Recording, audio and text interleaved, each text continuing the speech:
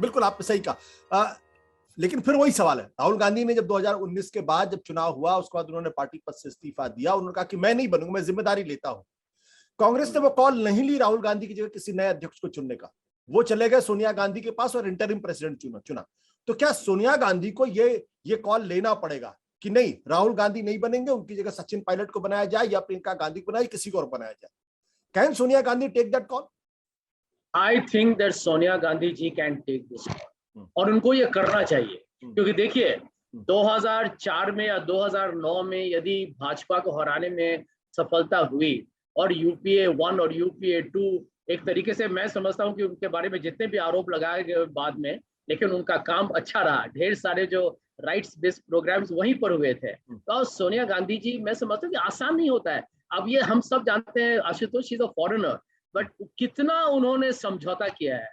अब भारत में जो बम्बई के जो लोग रहते हैं उनको हिंदी बोलने नहीं आता है। यहाँ सोनिया गांधी जी बाहर विदेशी नहीं है, लेकिन कितने अच्छी तरीके से उन्होंने भारत के संस्कार को समझा। उसने जो भी हमारे तौर तरीके हैं उनको उनको उन्होंने, मैं समझता हूँ, बहुत मेहनत के साथ, और उनके साथ बहुत ही भयानक एक उनका जो एक व्यक्तिगत जो घटना में जब राजीव गांधी का असैसिनेशन हुआ था, उसके बावजूद वो जिस तरीके से लड़ी है, उसको मैं समझता हूँ कि प्रशंसा से आप रुक भी नहीं सकते हैं। वो सब लोग उनके जो कठोर से कठोर उनके जो भी उनके जो भी क्रिटिक्स हों, जो समीक्षा करने वाले, उनको भी मानना पड़ेगा, शी फॉट हार्ड। आज कांग्रेस पार्टी को ऐसा नेता चाहिए जो कदम उठाए और ये सोचे कि देखिए भारत का भविष्य अभी उज्जवल नहीं है, प्रजातंत्र खतरे में है। ये कोई मैं समझता हूँ कि बयानबाजी नहीं है, सब देख रहे हैं आंख के सामने।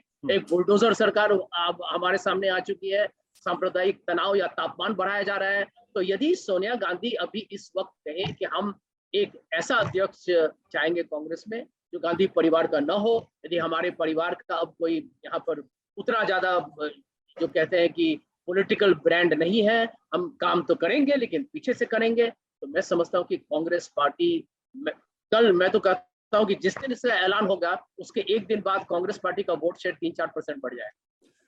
संजय, एक मैं इतिहास की तरफ ले जाना चाहता हूँ आपको याद होगा कि जब 1984 में जब भारतीय जनता पार्टी बुरी तरीके से हारी, उस वक्त अटल बिहारी वाजपेयी पार्टी के नेता थे, पार्टी का फेस भी थे और बहुत ही चमत्कारिक व्यक्तित्व भी उनका था। लेकिन उसके बाद भारतीय जनता पार्टी ने उनको पीछे किया, लाल कृष्ण आडवाणी को आगे किया, और तकरीबन पूरा जो राम जन्मभूमि का आंदोलन था उसमें अटल जी कहीं दिखाई नहीं पड़ते थे, हर जगह लाल कृष्ण आडवाणी।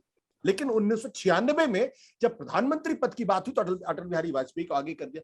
ये फॉर्मूला कांग्रेस पार्टी क्यों नहीं कर सकती? राहुल गांधी पढ़े लिखे व्यक्ति हैं, समझदार व्यक्ति हैं, चीजों को समझते हैं, लेकिन जो काम बीजेपी अपने अटल बिहारी वाजपेयी के साथ कर सकती, वही काम कांग्रेस पार्टी राहुल गांधी के साथ क्यों नहीं कर सकती? एक एक्सपेरिमेंट तो करके देखे कम से कम। बिल्कुल, और क्यों नहीं। मैं समझता हूं कि ये देखिए, आपको यदि हम लोग ये महात्मा गांधी, पंडित नेहरू, सरदार पटेल, नेताजी सुभाष चंद्र बोस, मौलाना आजाद कैसे नेता रहे हैं कांग्रेस पार्टी के इतिहास में। और आपने सही कहा, और मैं समझता हूँ कि प्रशांत किशोर ने भी शायद ये सलाह दिया हुआ है कि आपका जो एक पॉलिटिकल फेस होगा 24 के लिए और जो पार्टी का अध्यक्ष होगा अलग होना भी चाहिए। देखिए इतना बड़ा संगठन है कांग्रेस, तो चलाना आसान नहीं है, पेचीदा एक it is like running 10 Hindustan levers और 25 ओएनजीसी और इंडियन ऑयल कॉर्पोरेशन। आप कैसे चला सकते हैं, एक आदमी कैसे चला सकता है? इसीलिए मैं समझता हूं कि इस वक्त बदलाव कांग्रेस पार्टी में लाना अनिवार्य है। देखिए हर एक दिन राजनीतिक जो आपका जो जिंदगी है, हर एक दिन जहां पर कुछ नहीं कर रहे हैं आप, या आप आगे नहीं बढ़ रहे हैं, तो वो आपका ही नुकसान है। देखिए कांग्रेस पार्टी यदि ये नेताओं को मौका दे और अपने आप को ये समझे कि हमको इसको आप जो सेकंड फ्रीडम स्ट्रगल लेके लड़िए।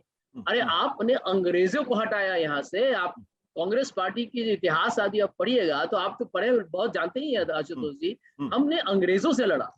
और यहाँ तो ये आरएसएस और महासभा के लोग, हिंदू महासभा के लोग कहा थे, वो तो सब जानते हैं। आज इनको हराना इतना मुश्किल हो गया।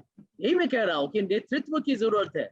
उस समय 5-6 नेता लड़ते थे देश के लिए, यहाँ हमको 5-6 नेता ऐसे चाहिए जो अपने पद के लिए नहीं, ये नहीं कि हमको ये बनना है वो बनना है, आप पार्टी के लिए लड़िए और देश आपके साथ खड़ा हो जाएगा।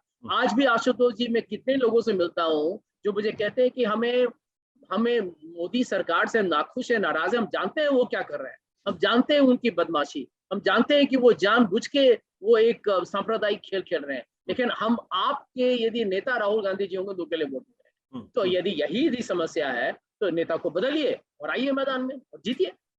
सत्य हिंदी का ऐप डाउनलोड करें गूगल प्ले स्टोर पर।